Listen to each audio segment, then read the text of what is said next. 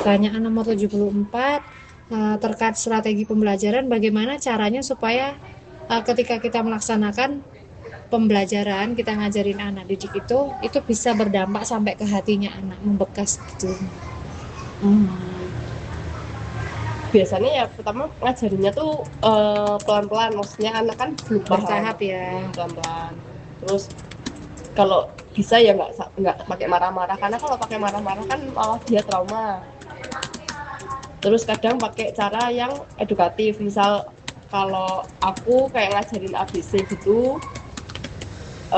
misal yang I itu kan dia udah tahu I, kalau J itu yang kayak gagang payung kayak gitu, jadi biar dia lebih mudah memahaminya, dipakai bersamaan gitu.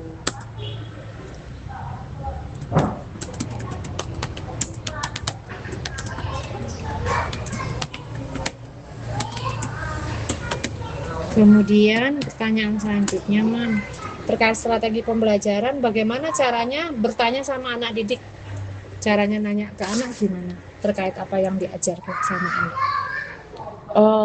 Cara nanya biasanya tak balik sih, maksudnya misal aku kasih tahu ini huruf J gitu kan, terus habis itu ntar aku tanya lagi ini huruf apa gitu, aku tanya ulang. Harus ditanya.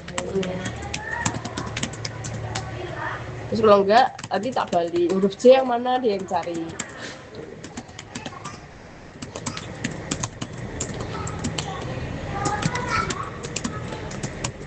Dari gambar ya, Mam, biasanya. By gambar. Oke, pertanyaan selanjutnya terkait strategi pembelajaran, bagaimana caranya menjawab pertanyaan dan menjelaskan interpretasi dari prinsip tertentu kepada anak didik dalam pembelajaran. Waktu ngajarin Fanian jawab pertanyaan gimana caranya? Dari apa yang sudah kita jelasin tadi. Fania yang jawab atau kita yang jawab? Kalau Fania tanya, kita yang jawab. Kita yang jawab kalau Fania tanya. Biasanya kalau Fania tanya itu aku jawabnya sesuai dengan kemampuan dia memahami, maksudnya bahasanya yang mudah dia pahami dan nggak terlalu ribet, jadi dia juga mudah dipahami gitu. Dan tidak ribet ya, Mi. Betul.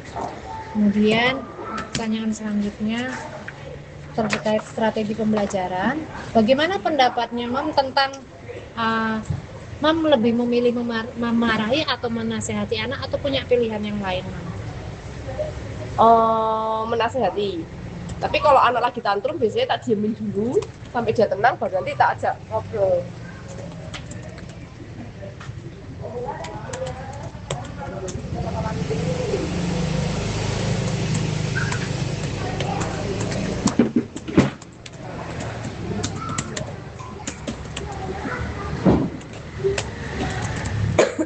Kemudian pertanyaan selanjutnya terkait strategi pembelajaran, manakah yang Mam lebih pilih melakukan pekerjaan karena menyelesaikan target, karena oh ya anakku umur segini kan harusnya udah bisa ini, atau melakukan pembelajaran itu ngajari anak itu karena mengasihi anak atau punya pilihan lain? Kalau aku mix sih, maksudnya ya aku ngajarin karena aku ya sayang sama dia, tapi aku juga nggak mau tutup mata sama perkembangannya. Jadi kalau memang harusnya dia usia segini sudah bisa, ya kalau Fania belum ya pasti aku ajarin gitu. Sesuai usia tapi tetap didampingi ya, Mi. Oke. Kemudian terkait strategi pembelajaran, lebih memilih tidak pernah mendoakan anak atau tidak sering mendoakan anak atau punya pilihan yang lain, Mam? Ya selalu mendoakan anak. Selalu mendoakan anak. Contohnya, Mam, pas kapan, Mam? Ya setiap kali bangun tidur atau mau tidur kan selalu mendoakan anak. Maksudnya ketika bangun tidur ya biar anak kegiatan hari-hari itu dilindungi Tuhan. Ketika mau tidur ya berterima kasih, terus sama mendoakan biar anak tumbuh kembangnya semakin baik.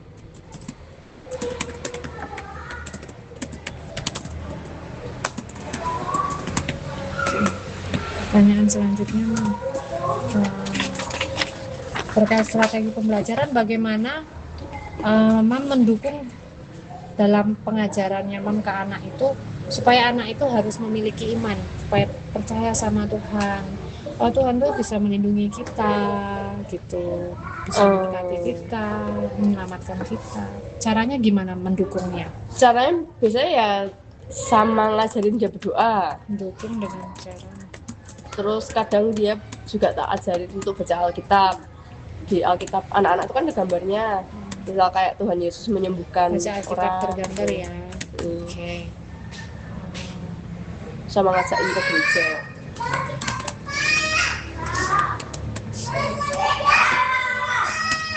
Tentang strategi pembelajaran, bagaimana caranya Mam supaya membuat mungkin sama suami ya, kalau teman-teman pendidik berarti kan sama suami mempunyai kerangka berpikir yang sama, satu frekuensi, itu gimana caranya? Kadang kan kalau dua orang yang berbeda kan bisa beda pendapat, caranya biar bisa menyatukan itu bagaimana?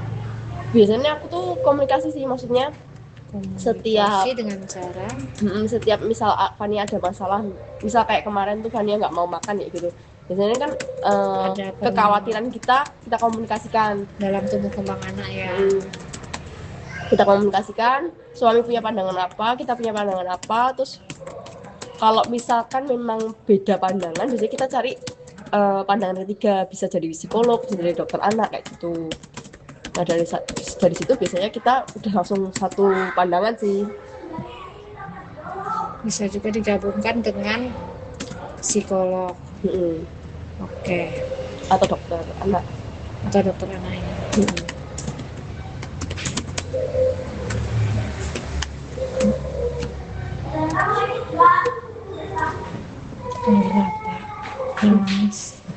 Terkait kerohanian dan doa syafaat, jelaskan beberapa pergumulan Mam dalam melaksanakan tugas, sehingga cuman Mam aja yang tahu sama Tuhan dengan cara jalan spiritual gitu.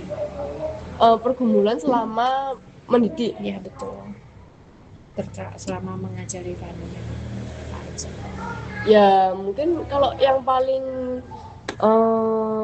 mendasar tuh kurang sabar ya, karena kan namanya anak-anak kan pasti dia kan pemahamannya kan terbatas. Cuma mungkin kita ngajarinnya kadang kurang sabar. Nah itu yang jadi pergumulan sendiri. Kadang aku kalau malam gitu, oh iya hari ini kok kayaknya terlalu keras sama anak kayak gitu. Lakukan perenungan ya.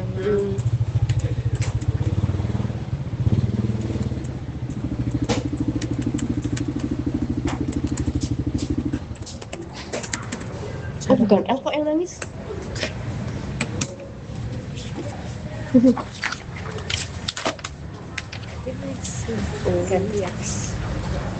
Tentang kerohanian dan doa syafaat, jelaskan beberapa pergumulan dalam melaksanakan tugas.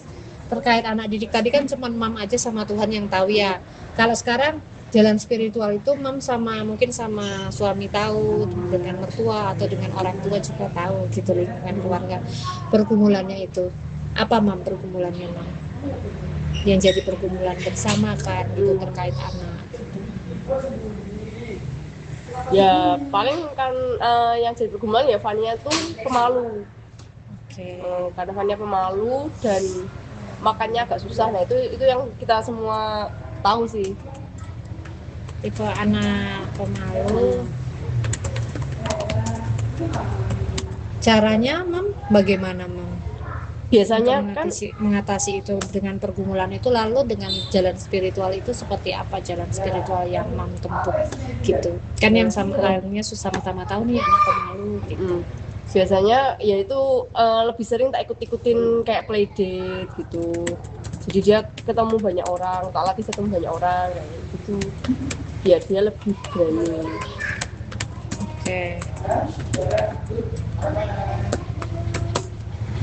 Terkait kerohanian dan doa syafaat, jelaskan program atau kegiatan yang bersifat kerohanian dalam rangka memaksimalkan pencapaian dari perkembangan anak. Program atau kegiatan kerohanian yang mampunya lah di keluarga gitu, apa gitu ya, dari simpel aja boleh ya. Kalau kegiatan kerohanian yang bareng-bareng biasanya ke gereja ya, sama doa bareng, ke gereja dan berdoa bersama.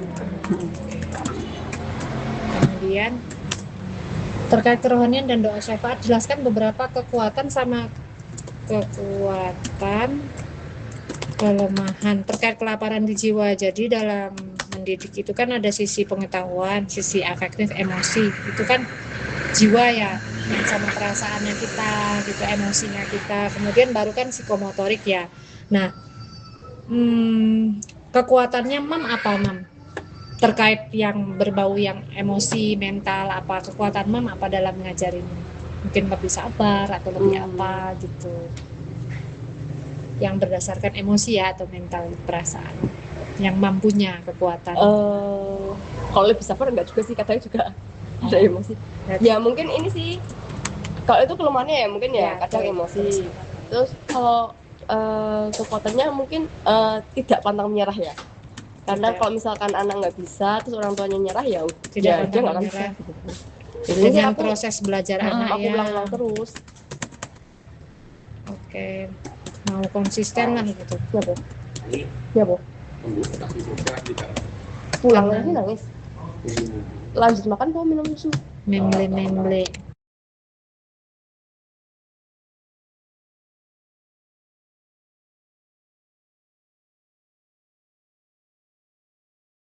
Apa mam?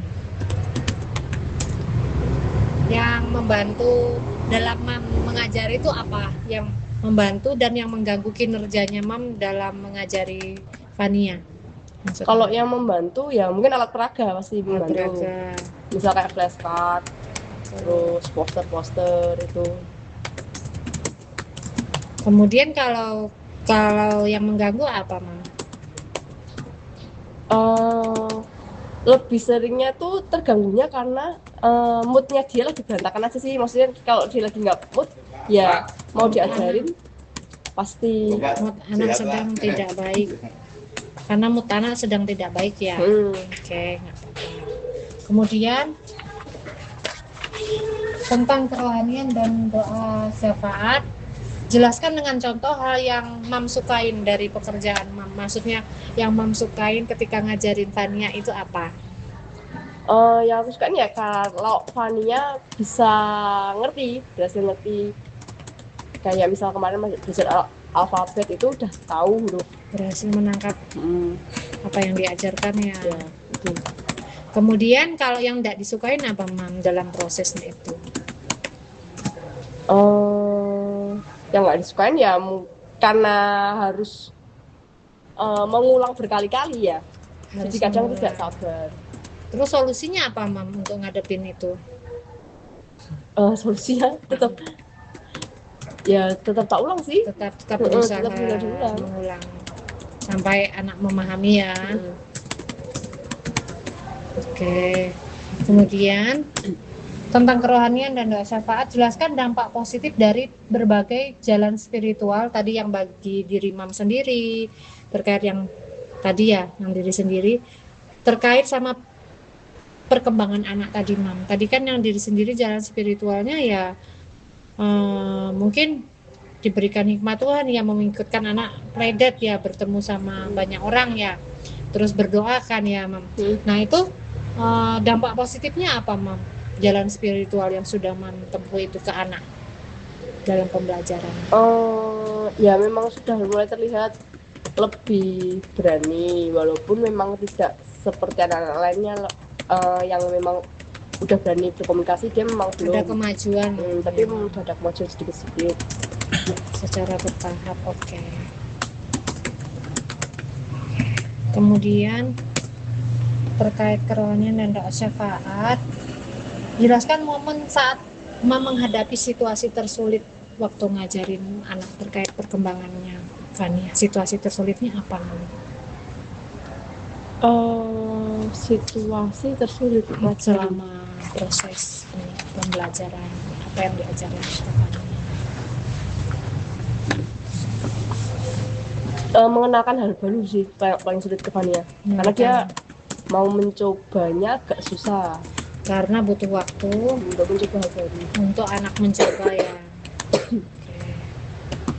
Kemudian tentang kerohanian dan doa syafaat, jelaskan momennya saat mam menghadapi anak didik yang sangat bermasalah. Mungkin sangat bermasalah begini bukan yang kayak anak yang jelek gitu karakternya apa, bukan, tapi maksudnya sangat bermasalah mungkin dalam dia nangkep materi yang kita ajarkan begitu, atau dia ngajak dia untuk supaya dia mau mempraktekkan, itu kan hal-hal yang sangat bermasalah. Itu Ada nggak Mam momennya Mam? Hmm,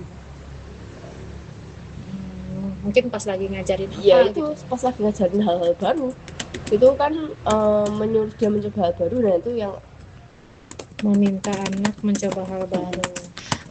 Solusinya apa Mam supaya dia mau mencoba? biasanya solusinya tak contohin dulu, misal kayak dia takut perosotan, contohin dulu, terus mungkin mulai perosotan nggak dari atas tapi dari bawah kecil dulu, terus nanti agak naik dikit gitu.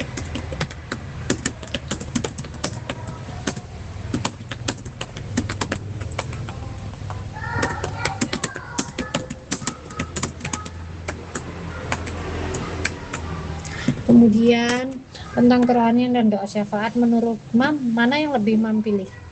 Cenderung memilih memaksa atau membiarkan anak dalam mengajarin dalam hal kerohanian ya?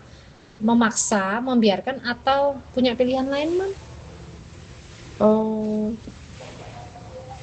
Memaksa tapi bukan memaksa yang itu sih, lebih ke mengajak mungkin ya, Mengajak anak, mengajak anak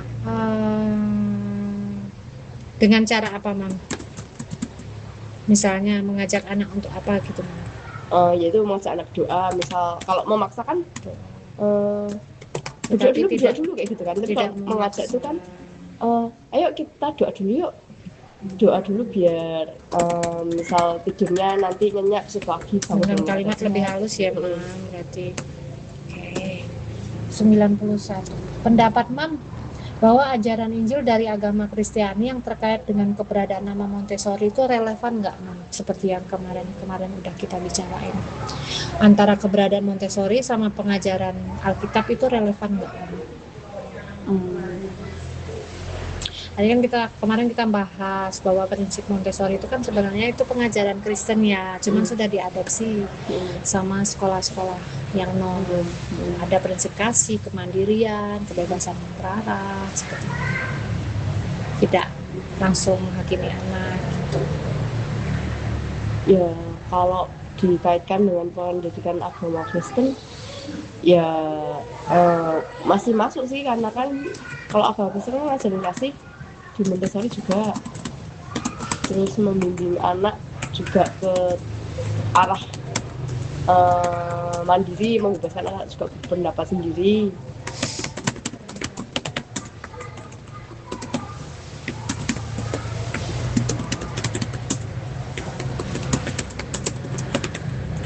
Kemudian tinggal dia. Pendapatnya Mam tentang keberadaan sistem internasional yang diterapkan di sekolah ini, kan kalau kita kan mix ya, jadi nggak murni nasional. Jelaskan hubungannya sama bedanya sama sekolah yang nasional gimana? Bedanya kalau sekolah nasional kan dia benar-benar menggunakan kurikulum dari pemerintah, terus bahasanya pun juga pakai bahasa Indonesia kalau yang nasional. Sedangkan kalau yang internasional kan, kalau internasional murni kan seharusnya kan bahasa pengantarnya sudah bahasa Inggris. Murni kurikulum dari pemerintah. Kalau di sini kan mix Mam, kalau yang mix gini gimana Mam? Menurut Mam kan nggak full bahasa Inggris tapi ada gitu, tetap kita gunain. Menurut Mam gimana? Ya bagus sih, cuma kalau jadi kayak nanggung ya, maksudnya kalau mau internasional harusnya sekalian full internasional aja pengantarnya. Jadi kalau misalkan mix gitu Harus gimana? Harus konsisten atau apa? Iya harus konsisten. Diajarkan. Kalau mix tuh kan kayak anaknya nanti juga bingung ya, kadang ada bahasa Inggris, ada bahasa Indonesia, jawabnya harus pakai bahasa Inggris atau bahasa Indonesia, kan jadi anaknya juga bingung. Ya kalau lebih kayak ke konsisten, kalau biasanya jawabnya begini berarti jawabnya mungkin begini ya, misalnya kayak yes miss gitu misalnya apa gitu kan. Kalau sehari-hari udah biasa kayak gitu kan, mereka mungkin anak-anak tidak terjadi kebingungan ya misalnya kayak gitu, how are you gitu kan, mereka sudah jawabnya I'm fine gitu. Tapi kan kadang di sini apa kabar gitu, terus jawabnya apa ya, dia oh ya baik gitu kan. Ya jadi mesti konsisten ya kalau pakai bahasa Inggris. Mungkin dalam kalimat ini misalnya mau nanyain kabar ya pakainya itu terus saja gitu ya, lebih ke situ yang ya sih. Memang karena bahasa itu sebenarnya butuh konsisten, kayak kita juga kan pindah ke satu daerah itu juga kan butuh kebiasaan sih gitu. walaupun kita sendiri masih menggunakan bahasa kita sendiri Ya. kan, kayak di mix kan gitu kan. Oke, pertanyaan terakhir, adakah beberapa hal yang pengen disampaikan Mam terkait dari wawancara, observasi atau bina kasih atau semua? Boleh Mam. Ini kan nanti kita kasih inisial ya, jadi bisa buat masukan atau apa boleh Bang, apapun lah Mam. Atau yang diharapkan. Yang diharapkan bina kasih, mungkin ke bina kasihnya ya itu tenaga pengajarnya ya. Tenaga pengajarnya kan agak kurang jumlahnya. Perlu penambahan. Nah, ya. Jadi pengawasan ke anak juga lebih optimal. Ya, oke. Lalu ada lagi kah? Terus mungkin ya terkait kurikulum, kalau misalkan mau internasional ya mungkin kalian aja bahasa pengantarnya Inggris. Gitu.